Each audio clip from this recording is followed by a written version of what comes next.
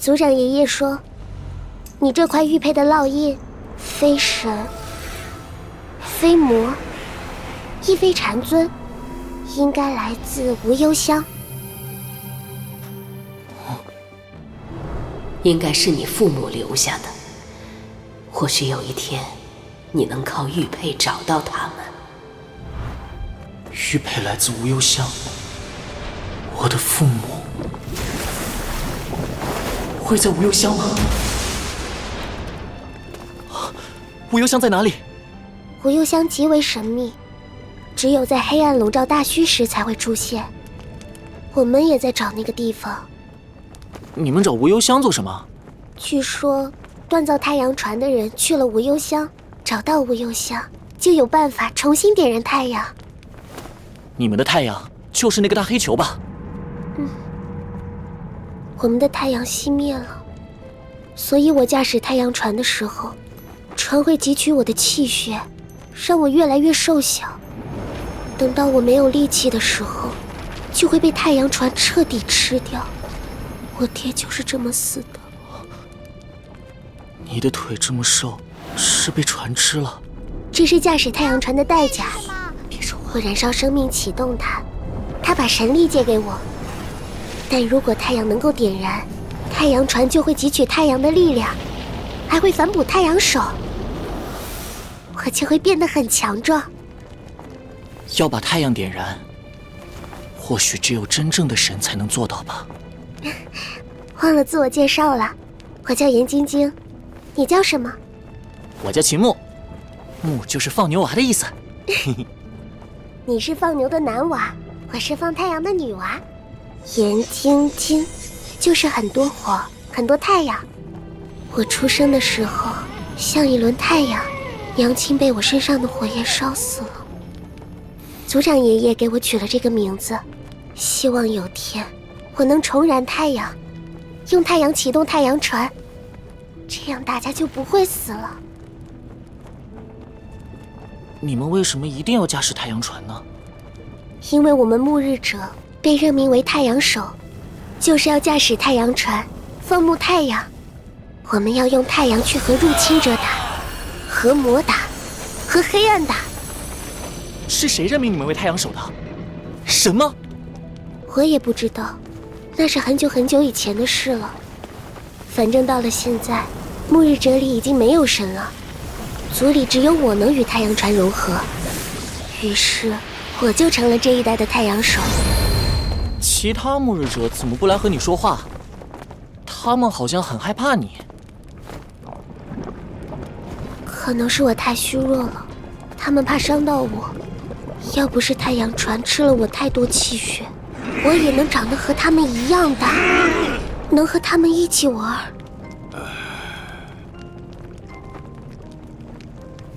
将来，如果我有能力，能够找到无忧乡的话，一定会帮你点燃太阳，让你从太阳船里解脱出来。真的吗？我期待有这一天，那时我就可以走路跑步了，也可以像其他末日者一样强壮。太陽少，健康界嘅軍隊亦齊地退出太氣。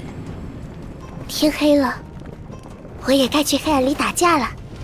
太阳船都是从星宿海离开，然后从太阳井那边出来。你想找我的话，就去太阳井。从太阳井日出，再到星宿海日落。我记住了。太陽少快唔記幾多年啊！若以真氣霧要向來下，請一定找到他。你將係捱到重現太陽嘅最後希望。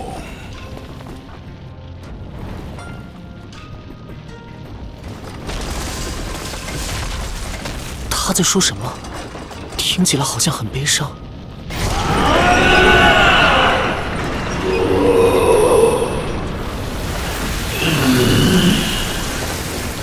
快看！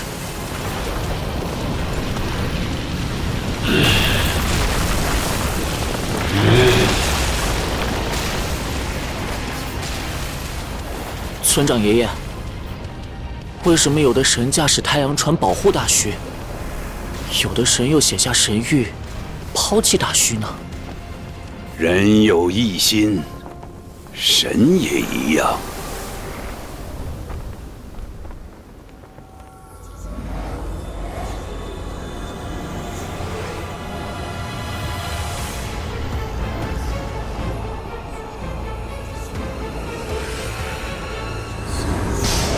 无忧香，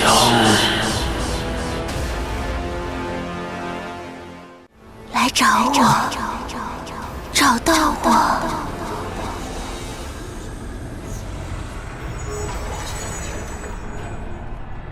来找我，找到我。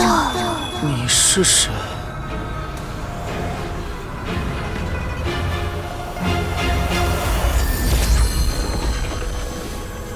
木耳，你做什么？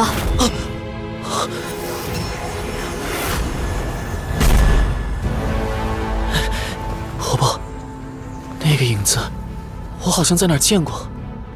无忧香在黑暗里，她会不会是无忧香的人？那女子14年前就已经死了，为什么反而在黑暗里活了过来？黑暗的事情可以问村长，他去过那里。400年前，我来到大虚，四肢尽废，万念俱灰，想着毕生的抱负都没有了着落，一次又一次想要了结此生，但又偏偏死不得。有一次，我没能承受住魔的诱惑，走入了黑暗中。你太强了，强大到即便是黑暗里的魔怪也很难杀死你。那时我走在生和死的边缘，我很疯狂，向黑暗中的魔怪大吼大叫，想要求死。然而那一刻，我眼中的黑暗像雾一样渐渐变淡了。我看到了一个个与大虚重叠但是不同的世界。等我进入大虚深处，抵达涌江的源头，那些奇怪的世界一下子便从黑暗中剥离开来。黑暗中竟然真有其他的世界，那会是什么景象？我看到很多扭曲的影子，但看不清他们。他们都很强大，甚至有些比我还要强大。他们向我招手，似乎是在邀请我。我想到我还肩负着责任，不能死在那里，所以退出了黑暗。木耳在黑暗里见到的那个影子，或许就是你见过的那些。黑暗之中的那些世界，我称之为暗界；我们所在的世界，我称之为冥界。明暗交替，白天时冥界占主导，而到了夜晚，则是暗界占主导。如果太阳手说的是真的，无忧香或许就在暗界里。